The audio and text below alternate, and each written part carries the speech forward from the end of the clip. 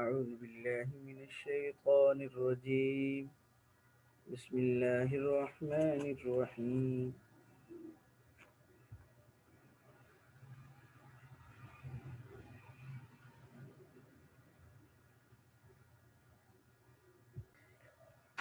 جی السلام علیکم ورحمۃ اللہ وبرکاتہ. اعوذ باللہ من الشیطان الرجیم. بسم اللہ الرحمن الرحیم. یوسف ایہا الصدیق افتنا فی 7 بقرات سمان یأکلہن 7 عجاف و7 سنبلات خضر وأخر يابسات لعلی ارجع إلى الناس لعلهم يعلمون. بادشاہ کا قاصد جو ہے، ساقی جو تھا، جس نے بادشاہ سے یہ درخواست کی تھی کہ مجھے اجازت دو جیل میں جانے کی، میں خواب کی تعبیر پتہ کر کے آتا ہوں. درمیان میں کیسے گیا، کتنی دیر لگی، کس طرح پہنچا، چونکہ یہ وہ باتیں ہیں جو خود بخود سمجھ میں آ جاتی ہیں. اس لیے قرآن کریم نے باقی باتیں خود بخود سمجھ میں آ جاتی ہیں، اس لیے قرآن کریم نے ان کا تذکرہ نہیں کیا. ضرورت کی بات آگے ذکر کی کہ وہ ساقی جو تھا جناب سیدنا یوسف علیہ السلام کے پاس پہنچا اور کہا ایھا الصدیق، اے سچے یوسف. یعنی چونکہ وہ حقیقت میں دیکھ چکا تھا یوسف علیہ السلام کی سچائی، کہ جس طرح حضرت یوسف علیہ السلام نے خواب کا تذکرہ ان کے سامنے کیا تھا، یوسف علیہ السلام کے سامنے انہوں نے خواب کا تذکرہ کیا تھا، اور یوسف علیہ السلام نے جو تعبیر دی تھی بعینی ہی اسی طرح ہوا کہ یہ بچ گیا تھا اور دوسرا پکڑا گیا تھا. تو اس لیے انہوں نے کہا یوسف ایھا الصدیق کہ آپ کی پہلی بات بھی سچی نکلی، تو یقیناً اب بھی جو آپ بتلائیں گے وہ سچ ہی بتلائیں گے. اس لیے یہاں سے ایک فائدہ معلوم ہوتا ہے، وہ یہ ہے کہ انسان اگر سچ بولتا رہتا ہے تو اس کی باتوں کا لوگوں پر اعتماد رہتا ہے. چنانچہ ایک واقعہ یاد آیا، مکہ مکرمہ میں حضور علیہ السلام کے مخالفت کتنی تھی. ہم سب کے علم میں ہے کہ حضور علیہ السلام نے کھلم کھلا ان کے بتوں کا انکار کیا. جی اچھا. اور ان کی طرف سے مصائب کا سامنا تو ہوا، لیکن ایک بات پکی تھی کہ حضور علیہ السلام کو اس کے باوجود سب کافر صادق اور امین کہتے تھے. چنانچہ میرے ذہن میں وہ ان کا نام نہیں آ رہا کہ ایک کافر جو تھے غالباً امیہ بن خلف تھے، کہ ان کو حضور علیہ السلام نے یہ فرمایا تھا کہ میں تجھے اپنے ہاتھوں سے ماروں گا. چنانچہ غالباً غزوہ بدر کے موقع پر حضور علیہ السلام نے جو ہے نا ان کو تلوار کے ذریعے سے ان کا معمولی سا زخم آیا، بس معمولی سا. اب وہ جب واپسی ہوا تو بڑا شدید درجے سے بیل جو ہے نا وہ بیل کی آواز کی طرح چیخنا چلانا، تو لوگوں نے کہا کہ یہ معمولی سا زخم تو ہے، اس سے اتنے پریشان کیوں ہوتے ہو؟ تو اس کا کہنا تھا کہ تمہیں نہیں پتہ یہ زخم کس کے ہاتھ سے لگا ہے. اگر وہ تھوک بھی دیتے تو چونکہ وہ سچے تھے تو یقیناً مجھے اس پر میری موت کا آنا وہ تھا. تو بھئی اس لیے سچائی کو اپنانا، سچائی کا شعار ہونا چاہیے. اللہ تعالی ہمیں اس کی سمجھ نصیب فرمائے. آج بھی اس گئے گزرے دور میں بھی جب کہ ہم مسلمان مجموعی طور پر اخلاقی انحطاط کا شکار ہیں. ہماری جو ہے نا خود فریبی، ہماری وہ مطلب جسے کہتے خود غرضی، بددیانتی عروج پر ہے. چند ٹکوں کی خاطر ہم اپنے ایمان بھی بیچ دیتے ہیں. جسے فرمایا نا، بڑی خوبصورت بات کی کہ مسلمان جو ہے، آج کا مسلمان کا حال یہ ہے. یہ بھی اللہ کا انعام ہے کہ حضور علیہ الصلوۃ والسلام کی ناموس کے لیے بات آتی ہے تو وہ جان لٹانے کے لیے تیار ہو جاتا ہے. یہ بھی اللہ کا انعام ہے.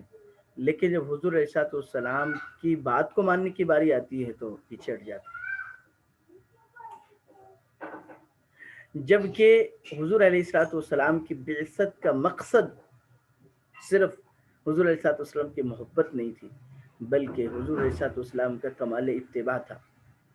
صحابہ کامیاب کیوں ہوئے؟ کیونکہ حضور علیہ الصلوۃ والسلام کی صرف محبت کو دل میں نہیں بسایا، بلکہ حضور علیہ الصلوۃ والسلام کی زندگی اور سیرت کے امین بنے.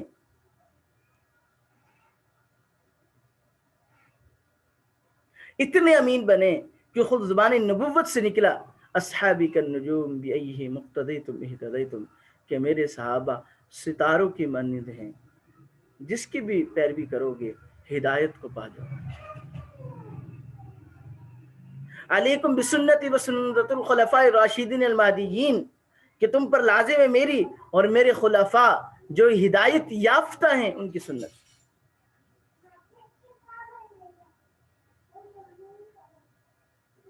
بات سمجھ میں آگی جی؟ اس لیے جو ہے تو اعلیٰ اخلاق کو اپنانا اور ان اخلاق کے اوپر چلنا، حضور علیہ الصلوۃ والسلام کے کمال اتباع کی کوشش کرنا، یقیناً یہ وہ ہے. تو اس میں سے ایک چیز ہے سچائی. سچائی کا معیار اعتماد بٹھانے والی چیز سچائی ہے. جھوٹ سے انسان کی باتوں کا اعتماد نہیں رہتا. اللہ کرے ہم سب کو مجموعی طور پر یہ بات سمجھ میں آ جائے. تو چونکہ وہ تجربہ کر چکا تھا کہ یوسف علیہ الصلوۃ والسلام نے جیسے کہا ویسے ہی ہوا، جیسے تعبیر دی ویسی ہی تعبیر ہوئی، اس لیے اس نے کہا یوسف ایھا الصدیق افتنا فی سبع بقرات سمان، جی مجھے بتلائیں 7 موٹی گایوں کے بارے میں. یاکلہن سبع عجاف، کہ جن کو کھا رہی ہیں 7 دبلی گائیں. وسبع سنبلات خضر، 7 ہری بالیاں، وأخر یابسات، اور دوسری سوکھی. لعلی ارجع الی الناس لعلہم یعلمون، تاکہ میں لے جاؤں لوگوں کے پاس اس کی تعبیر تاکہ ان کو معلوم ہو. اللہ جل شانہ نے غیبی جو ہے نظام سے حضرت یوسف علیہ الصلوۃ والسلام کی براءت کا بندوبست کیا کہ یوسف علیہ الصلوۃ والسلام نے ان کے خواب کی تعبیر بتلائی. اللہ اکبر. یہاں پہ مفسر نے لکھا ہے کہ یوسف علیہ الصلوۃ والسلام اللہ تعالیٰ کے پیغمبر، کیا خوبصورت اخلاق تھے کہ جنہوں نے قید میں ڈالا انہی کی خواب کی تعبیر صرف نہ صرف بتلائی بلکہ بہتر مشورے سے بھی نوازا.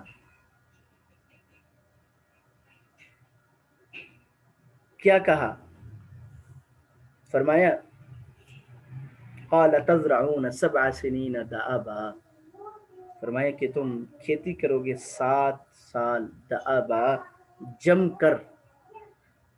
فما حصدتم فذروه في سنبله، تو جو کاٹو اس کو چھوڑ دو اس کی بال میں. الا قلیلا مما تاکلون، مگر تھوڑا سا جو تم کھاؤ. ثم یاتی من بعد ذلك 7 شداد، پھر آئیں گے اس کے بعد 7 برس سختی کے. یاکلن ما قدمتم لهن، جی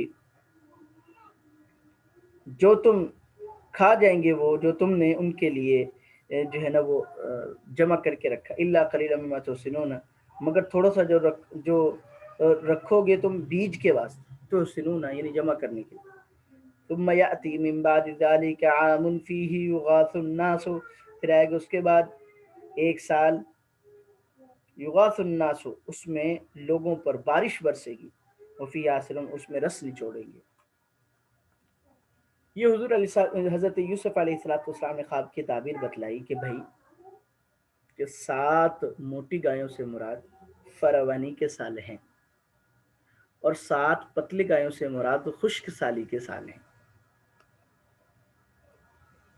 7 سبز بالیاں یعنی پیداوار کے ہونے کی طرف اشارہ ہے، اور 7 خشک بالیاں جو ہے نا قحط سالی یعنی پیداوار کے نہ اگنے کی طرف اشارہ ہے۔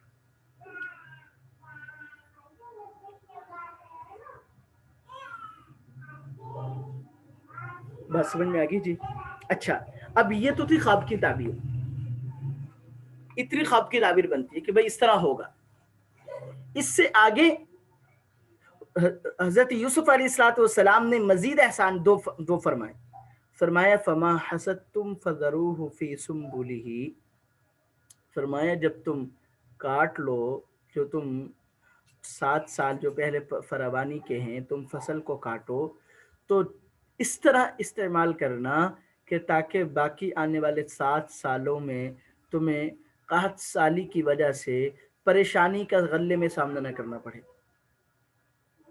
چنانچہ اس کے لیے یہ ہے کہ تم ان جو ہے نا وہ غلے کو ان کی بالیوں میں ہی رہنے دینا، باہر نہ نکالنا۔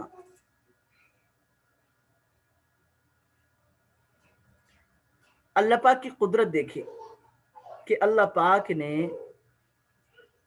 مفسرین نے لکھا ہے کہ اگر جب تک گندم بالی میں رہے تو اس وقت تک اس کو اگر زیادہ عرصہ بھی وہ رکھی رہے تو اس میں کیڑا وغیرہ نہیں لگتا۔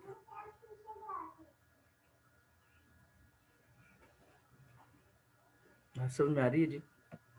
تو اس کو ہم اپنی ویسے مشاہدہ بھی کرتے ہیں کہ دیکھیں آپ کسی بھی چیز کو، مثلا کیلا ہے، آپ اس کو چھلکا اتار دیں اور اس کو رکھ دیں، ٹھیک ہے، تو وہ چند گھنٹوں میں اس کی جو ہے نا وہ کیفیت بدلنی شروع ہو جائے گی، اور اگر چھلکے کے ساتھ رکھا رہے تو کئی دنوں رکھا رہتا ہے۔ بات سمجھ میں آ رہی ہے جی سب کو؟ تو یوسف علیہ السلام نے ایک بہتر مشورہ یہ دیا کہ بھائی غلے کو ان کی بالیوں میں ہی رہنے دینا، ہاں جو ضرورت کو اس کو نکال لینا۔ اچھا، اور فرمایا کہ دوسرا مشورہ یہ دیا کہ ان 7 قحط کے سالوں کے بعد جی آئے گا ایک سال یغاث الناس فیہ، جی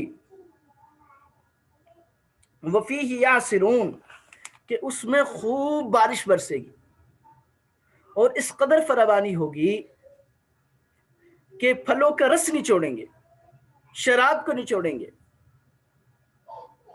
آسائش ہوگی۔ یہ بھی اپنی طرف سے اضافہ فرمایا۔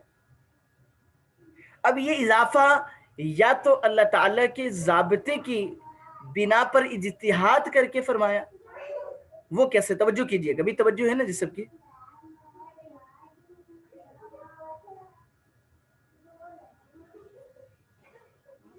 جی تو کہتے ہیں کہ یا تو ضابطہ یہ ہے اللہ تعالیٰ کا کہ تنگی کے بعد اللہ آسانی لاتے ہیں، تو 7 سال جب تنگی کے ذکر کیے گئے ہیں تو اس سے قیاس کیا اس بات کی طرف کہ اس کے بعد آسانی والا سال آئے گا۔ دوسرا، بعض مفسرین فرماتے ہیں کہ یا اللہ پاک کی طرف سے وحی کے ذریعے سے پتہ چلا۔ اب یہ بات وہ ساقی جو تھا بادشاہ کے پاس لے کے پہنچا، اور یقیناً جو خواب کی تعبیر ہوتی ہے اور تو پھر اس کا جو ہے نا جب جس نے دیکھا ہوتا ہے خواب تو اس کو فوراً سے اطمینان ہو جاتا ہے کہ واقعتاً خواب کی تعبیر یہ ہے۔ اب اس میں ایک اور بھی اس میں بات ہے، اللہ تعالیٰ ہمیں بھی وہ اعلیٰ درجے کے اخلاق نصیب کرے۔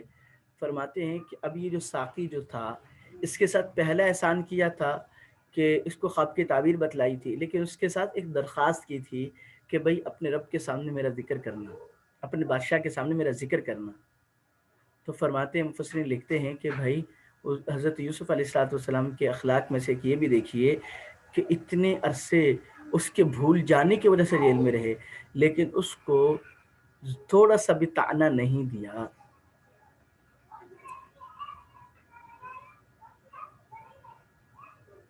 اس کو طعنہ نہیں دیا کہ تم کدھر چلے گئے تھے، تم کو میں نے کیا کہا تھا، تم نے جا کے میرا تذکرہ کیوں نہیں کیا، کوئی ذکر نہیں. جی یہ بھی حضرت یوسف علیہ السلام کے کمال اخلاق میں سے ہے. تو خیر، اب وہ ساقی جو تھا تعبیر لے کر بادشاہ کے پاس پہنچا، بادشاہ کو تعبیر بتائی. جب بادشاہ کو تعبیر بتائی تو بادشاہ مطمئن بھی ہوا اور یوسف علیہ السلام کے کمال کا معتقد بھی ہو گیا. یعنی ایسا عظیم بندہ کہ جس نے نہ صرف خواب کی تعبیر بتائی بلکہ ایک ایسا مشورہ دیا کہ جو ہمارے وہم و گمان میں بھی نہیں تھا، اور یہ مشورہ ہمیں کام آئے گا. جی توجہ ہے جی سب کی. میں ایک بات ذہن میں آئی عرض کر دیتا.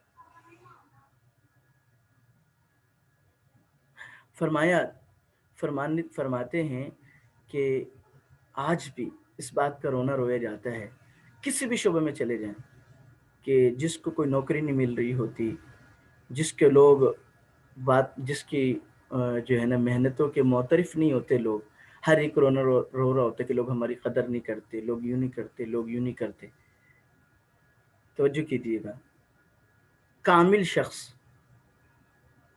کسی بھی چیز میں کامل ہو، وہ کبھی دھکے نہیں کھاتا.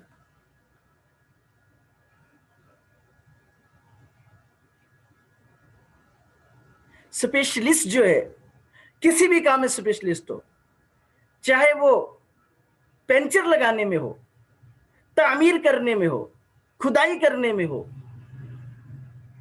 تو اور شرط یہ ہے کہ وہ امانت دار ہو. تو آپ کو شاید کوئی بہت کم ایسا شخص ملے گا کہ جو ایسا ہو اور پھر وہ دھکے کھا رہا ہو، پھر وہ شکوے شکایت کر رہا ہو.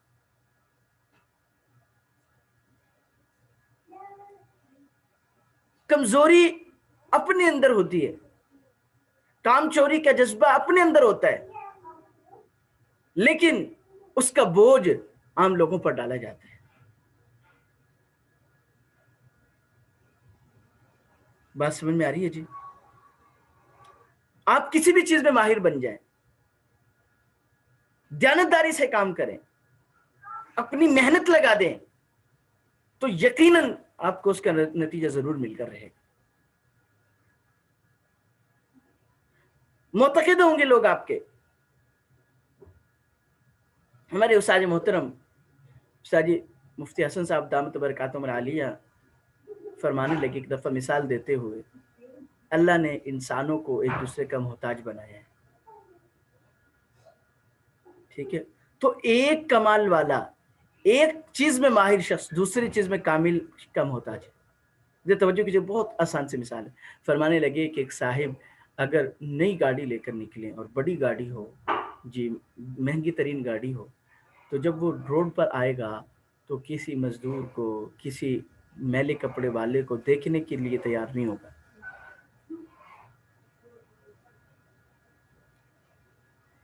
جی ایسے ہی ہے جی، بتلائیے.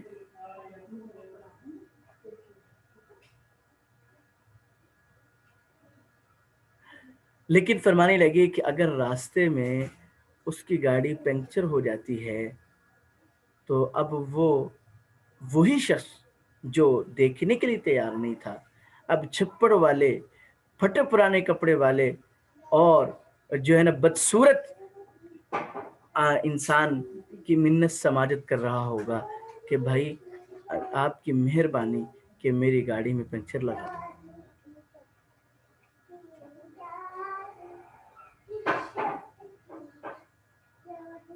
اللہ نے ایسے ایک دوسرے کا محتاج بنا. اب دیکھیں کہ یہ صاحب اپنے فن میں ماہر ہے، وہ چاہے پنکچر لگانے کا ہی فن ہے، لیکن اب وہ بڑا آدمی اس کا محتاج ہے. تو کوشش کیجئے، محنت کیجئے کسی بھی چیز میں. اور اپنی آپ کو اپنی بساط کی حد تک اس میں کھپا دیجئے تو ضرور لوگ آپ کے معتقد ہیں۔ یوسف علیہ السلام نے جب خواب کی تعبیر میں، چونکہ اللہ کے نبی تھے اور اللہ نے یوسف علیہ السلام کو جو امتیازات عطا کیے تھے ان میں سے تعبیر خواب کی مہارت بھی تھی۔ بادشاہ معتقد ہوا تو بادشاہ نے کہا وقال الملك ائتوني به، فرمایا بادشاہ نے کہ بھئی یوسف کو میرے پاس لاؤ، ایسے عظیم بندے کو میرے پاس لاؤ۔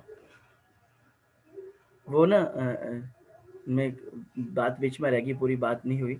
ہمارے مدارس میں عام طور پہ جو ہم فارغ ہوتے ہیں طلباء اور سارے، تو عام طور پہ یہ ہوتا ہے کہ بھئی جو ہے نا مدارس میں جگہ ہی نہیں ہے۔ اچھا، پھر عجیب بات یہ ہے کہ کوئی بھی مدرسہ ایسا نہیں ہوتا کہ اس کو پتہ چلے کہ بھئی حفظ میں کوئی ماہر استاد ہے یا شعبہ کتب میں کوئی ماہر استاد ہے اور وہ ہمارے ساتھ چل سکتا ہے، تو وہی مدرسے والے وہ ان کے پیچھے پیچھے پھرتے ہیں۔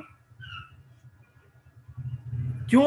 اس لیے کہ وہی چیز ہے کہ وہ کامل ہوتے ہیں، ماہر ہوتے ہیں، تو جائے استاد خالی است کہ مستاق یہ ہے کہ ہمیشہ ماہر۔ تو بہرحال حضرت یوسف علیہ السلام کے پاس قاصد پہنچا کہ بھئی بادشاہ آپ کو بلا رہے ہیں۔ اب یہاں پر بھی دیکھیں یوسف علیہ السلام کا صبر دیکھیں کہ اس کا موقع تھا کہ بھئی پہلے بادشاہ سے پہلے اس سے درخواست کروائی تھی کہ بادشاہ سے جا کے میرا تذکرہ کرنا، اب بادشاہ کا قاصد پیغام لے کے پہنچا ہے کہ بھئی بادشاہ بلا رہے ہیں آپ کو۔ لیکن یوسف علیہ السلام نے کیا طرز عمل اپنایا؟ فرمایا کہ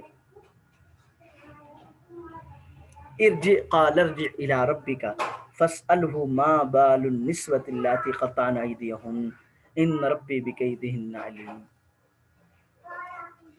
تو بجائے اس کے کہ اس کے ساتھ ہو لیتے تو فرمایا کہ جاؤ ارجع الى ربك، اپنے بادشاہ کے پاس جاؤ، فاسأله، پوچھو، ما بال النسوة اللاتي قطعن أيديهن، کہ ان عورتوں کو معاملہ کیسا ہے جنہوں نے اپنے ہاتھ کاٹ ڈالے، ان ربی بکیدہن علیم، جی میرے رب ان کے مکر کو خوب جانتا ہے۔ یعنی یوسف علیہ السلام نے جیل سے خلاصی سے پہلے یہ چاہا کہ مجھ پر جو الزام لگایا گیا ہے اس کی حقیقت بادشاہ کے سامنے آ جائے، لوگوں کے سامنے آ جائے کہ کون اس میں سچا تھا اور کون جھوٹا تھا۔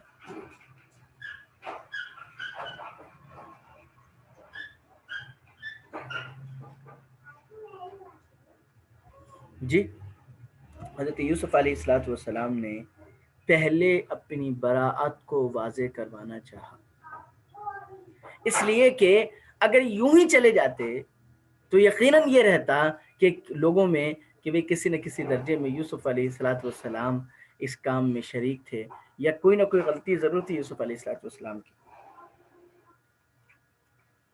اب یہاں پہ ایک اور بات یہ ہے کہ اصل مجرمہ تو زلیخا تھی، یوسف علیہ السلام نے ان کا نام نہیں لیا۔ یہاں پہ لکھا مفسرین نے اس کی وجہ یہ ہے کہ بھئی یقیناً اس کے گھر میں پرورش پائی تھی، تو فطرتاً جو ہے اپنوں کا انسان لحاظ کرتا ہے کسی نہ کسی درجے میں، کہ جو محسن ہوتے ہیں ان کے ساتھ پھر بھی کسی نہ کسی درجے میں لحاظ کرتا ہے۔ بہرحال ان ربی بکیدہن علیم، اللہ تعالیٰ تو جانتے ہیں۔ معاملہ یہ ہے کہ عزیز مصر کے سامنے بھی یہ بات کھل کر آ جائے۔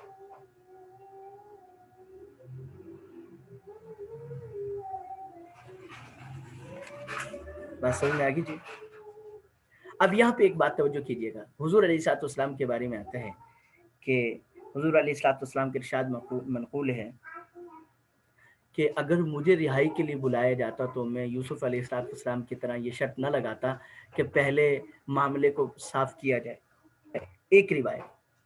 دوسری بات حضور علیہ السلام سے یہ ملتی ہے کہ اگر وہ میرے پاس تعبیر کی لیے آتے تو میں پہلے شرط لگاتا کہ جیل سے پہلے باہر نکالو پھر تعبیر بتلاؤں گا۔ اب یہ دو باتیں حضور علیہ السلام سے منقول ہیں، اس کو ذرا توجہ سے سمجھیے گا کہ یوسف علیہ السلام نے کیا طرز اپنایا کہ تعبیر خواب میں کوئی شرط نہیں لگائی، لیکن جیل سے نکلنے سے پہلے اپنی برات کو واضح کروانا چاہا. اور جبکہ حضور علیہ السلام کیا فرما رہے کہ مجھے اگر جیل سے رہائی کا ملتا تو میں فوراً نکل جاتا, تعبیر میں شرط لگا کر دیتا. تو بات سمجھ میں آ گئی, اشکال سمجھ میں آیا جی؟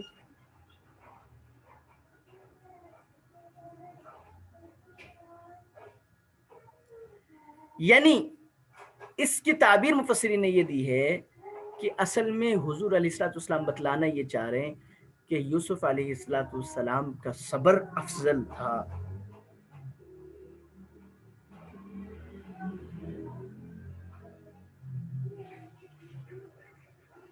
یعنی یوسف علیہ السلام نے عظیمت کی رخصت کے بجائے عظیمت پہ عمل کیا کہ چاہتے تو شرط لگا کر تعبیر بتلا سکتے تھے, لیکن عظیمت پہ عمل کیا, اعلیٰ اخلاق کو اپنایا. چاہتے تو جیل سے فوراً نکل سکتے تھے, لیکن شان نبوت کے خلاف سمجھا کہ براءت نہ ہو میں باہر نکلو.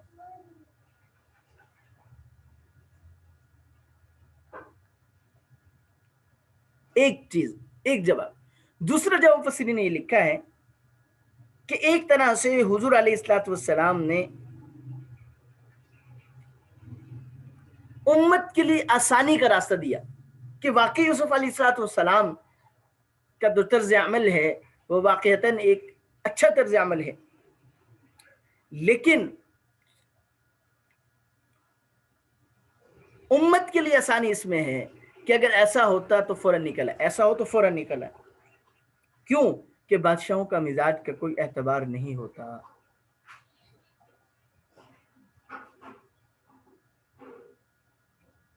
بات سمجھ میں آگی جی؟ کیونکہ ایک بندہ جو ہے نا, شیخ سعدی رحمۃ اللہ علیہ نے بڑا ایک خوبصورت لکھا ہے واقعہ کہ بادشاہوں کے مزاج جو ہے نا کہ بدلنے کا کوئی پتہ نہیں چلتا. بس اوقات گالم گلوچ پر بھی انعام دے دیتے ہیں اور بس اوقات حق بات کہنے پر بھی سزا دے دیتے ہیں. تو اگر بادشاہ کی رائے بدل جائے یا لوگوں کی رائے بدل جائے تو پھر کیا ہو سکتا ہے کہ مصیبت بھی قائم رہتی